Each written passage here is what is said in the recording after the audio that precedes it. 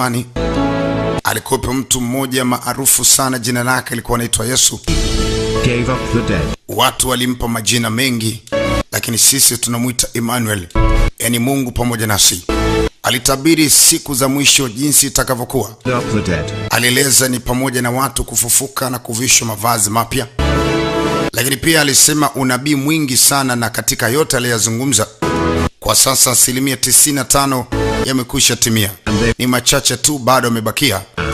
Hana budi kutimia mapema, na huu utakuwa ni mwisho wa dunia.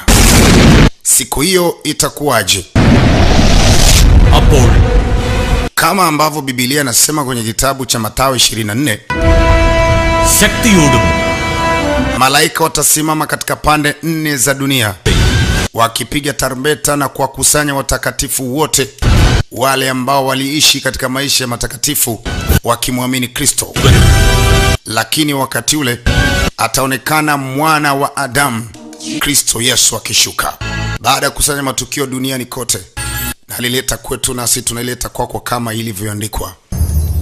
Taarifa hizi hazikutofautiana kabisa na taarifa za kwenye Biblia kwenye kitabu cha Mathayo 24 na kuendelea, lakini pamoja na vitabu vingine kama vile Ufunuo, Ezekieli na vitabu vingine kibao, kwamba kulisikika tarumbeta zikilia katika kona zote za dunia, na walikuwa kipiga tarumbeta walikuwa ni malaika wenye nguvu sana, na mbingu ikafunguka katikati. Alishuka mtu alipanda mwanafarasi mweupe,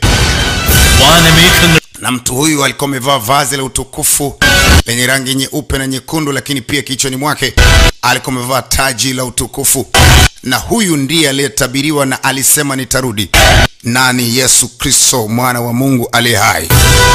Amekuja kwa ajili ya kuwachukua teule, na wale watu walikuwa sehemu zingine duniani, basi walikuwa wakikusanywa pamoja tayari kwa ajili ya safari ya unyakuo.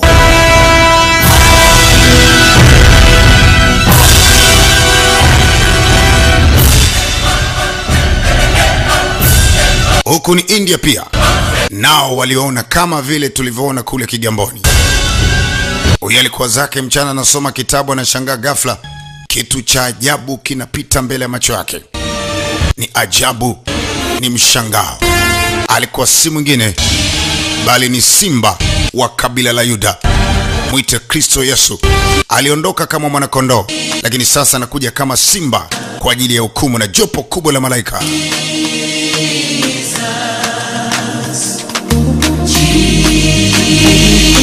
Jesus.